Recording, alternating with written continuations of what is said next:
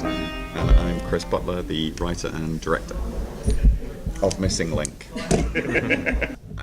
I keep telling this story, and I keep saying it's 15 years, but I think I've just made that up. It's a long time ago. 20 years.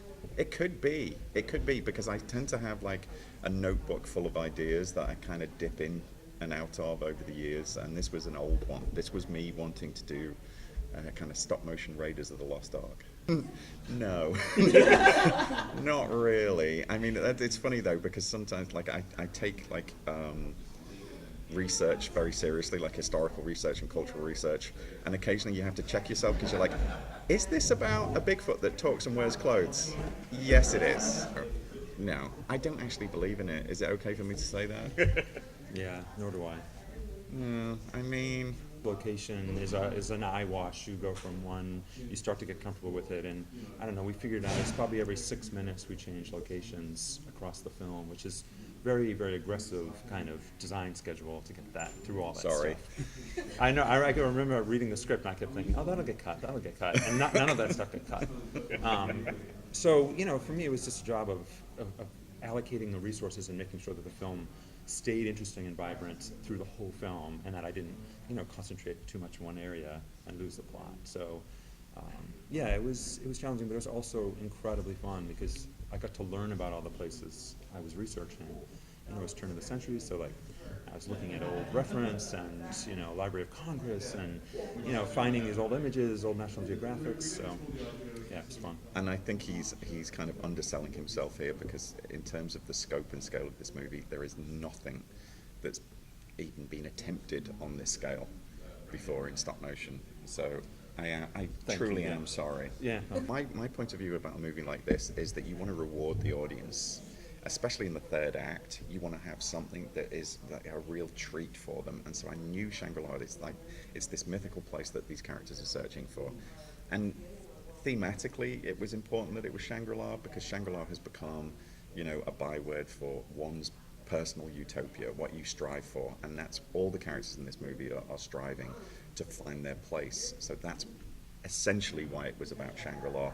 I took a lot of cues from Lost Horizon, and then I kind of talked about what I wanted this place to represent, and then I kind of gave all that with the script to this guy and kind of said, sort it out.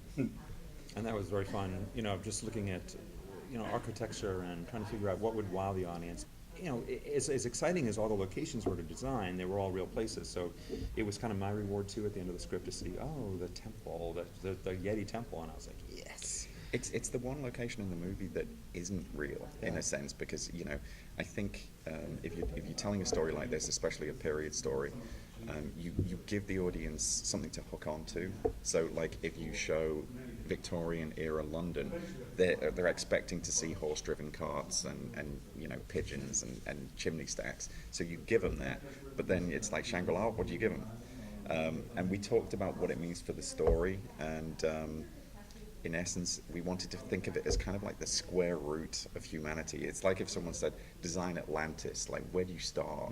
And I think you take what you see and you kind of boil it down to what works.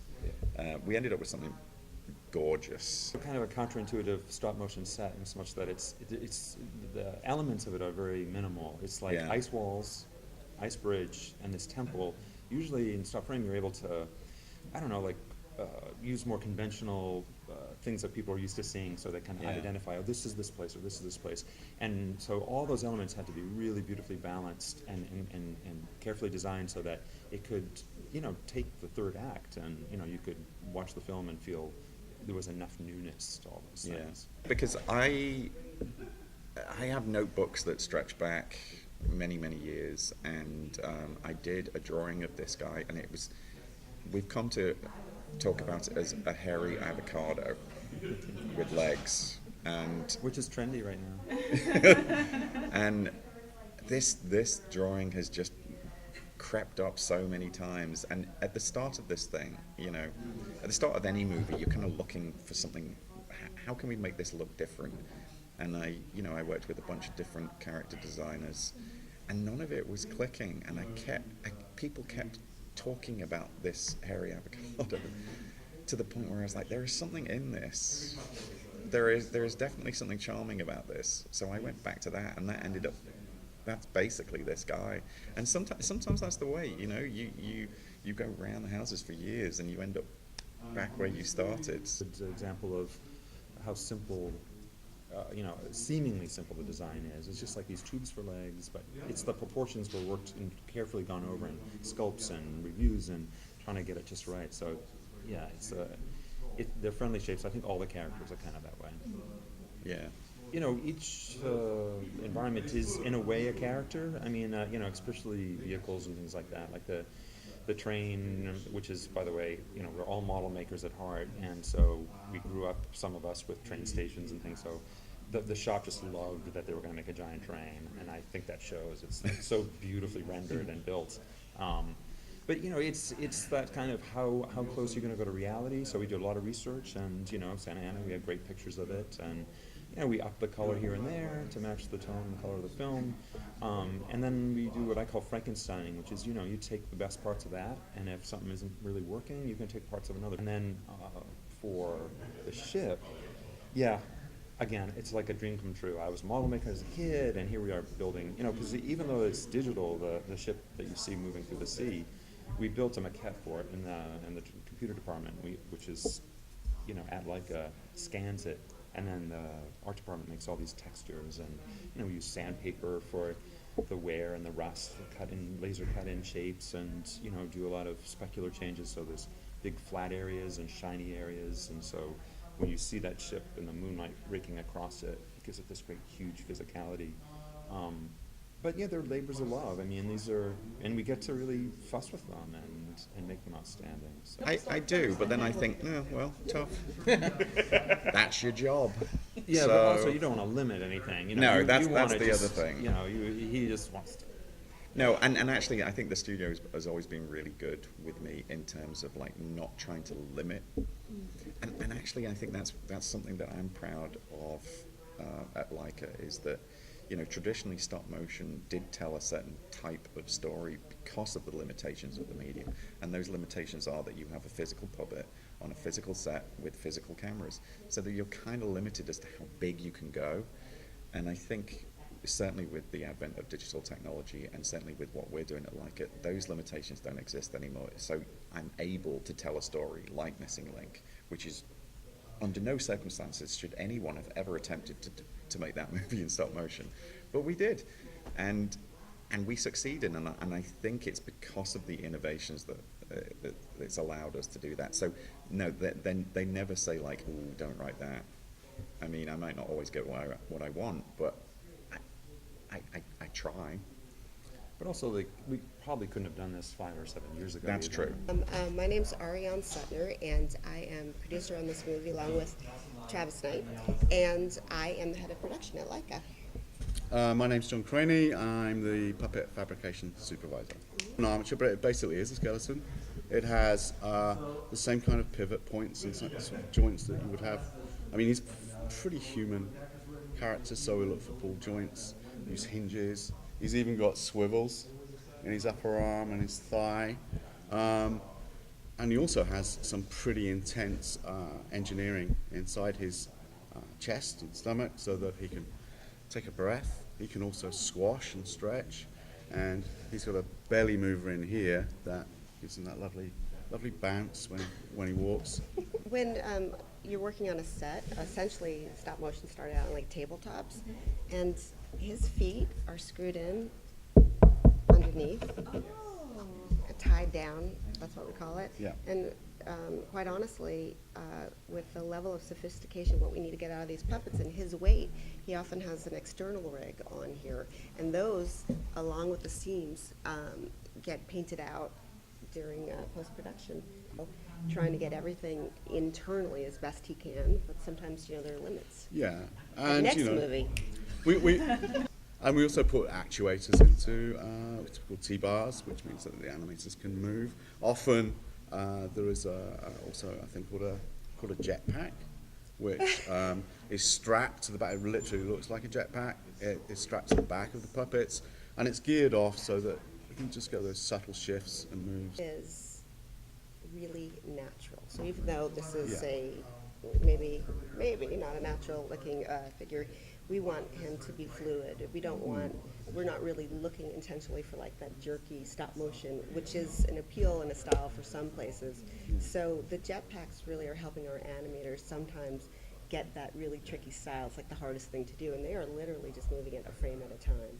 And so we, you know, they're using that. I hate them because it just is another thing that you're painting out, and it probably takes longer, and then it's something that they lean on. But a lot of it really, they've grown to really love them. Yeah, it adds a deeper level of performance. I mean, the thing about like style is everything stays on the move. We don't do holds. We don't do whole frames.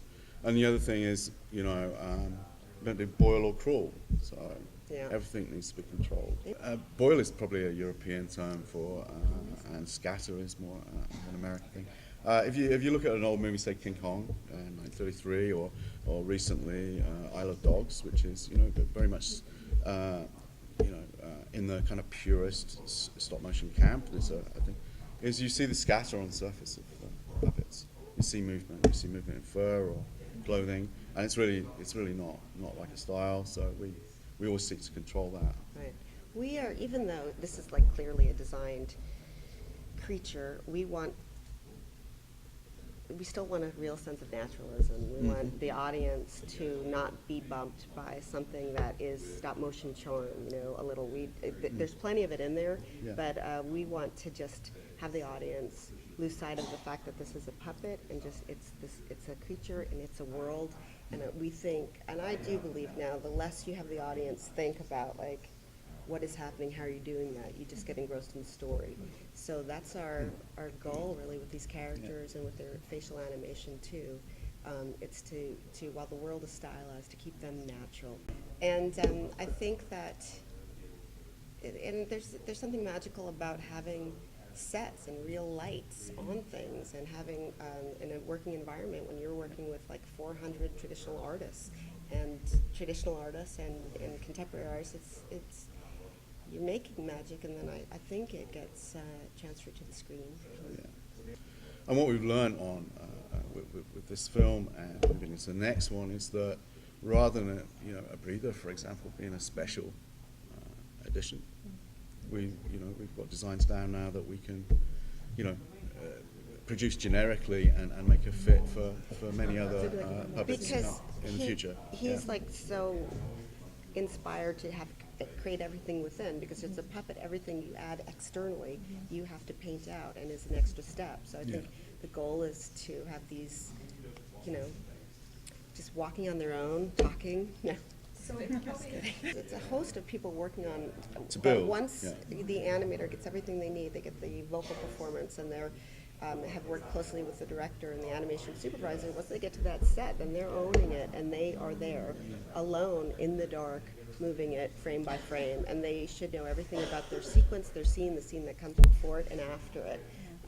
And so, then they're bringing this to life. We, of course, do so much preparation, intense story work, and we're broken down the scene, and they work closely with the teams. But at the end, it's like a solitary performance for them. I would say the boat at sea. Wow. I would say this fella felt like almost like he wasn't going to happen, and he turned out incredibly. Yeah. We have those specials like this really huge elephant that's walking on all fours. It's just like absolutely incredible, and they pulled that off. And she's only in one scene. But stop motion is not the friend of hirsute characters. We don't like hair, especially in our style, and of course these are Yetis, so there's that. Yeah, there's a lot of hair management and fur management in this film, which is quite a thing. Chris's big notes on this film, and it's if you watch the film, it's a very deep kind of illustrative texture to the film, and the puppets need to be part of that. And a big note from Chris was about not breaking profiles and keeping silhouettes intact. When you've got a large character like this, breaking and folding over, my belt line, for example, or whatever. There wasn't something that we wanted to see. So about Link, actually, It's rather like a pineapple. There's different types of foam, soft foam, I was thinking, with diamonds that are situated in place, and so he can contract and constrict, and not fold and not bend. You see in there's a driver, and that driver echoes every face shape. So there's a driver for every shape. Nothing off the shelf. I mean, puppets could have hundreds of different components, and they're all considered at some level by some department or some individual, and that all needs to come together. And the other thing about it is that we don't just build one. You know, I think there are 12 of this version of Link. usually, 11. ideally, we'd want the number of animators that we have. I'd like a hero puppet for every animator, so they should have a Link and Sir Lionel, and then they do lots of specials on top of that for different scenes or different costume changes, but that's the ideal, so that we have flexibilities. Animators have bounce units, so when they're busy, when they finish something, they can, and somebody's rechanging the set, they can have their puppet and kind of walk it to the next set. That's ideal. Maybe that didn't happen perfectly on this movie, but that's what we're always shooting for. Yeah, Something about stop motion, it is magic. that it is magic. It's like it's the most basic visual effect, the old-fashioned effect, and it is magic. You move an inanimate object, frame at a time, you capture it, and it comes to life.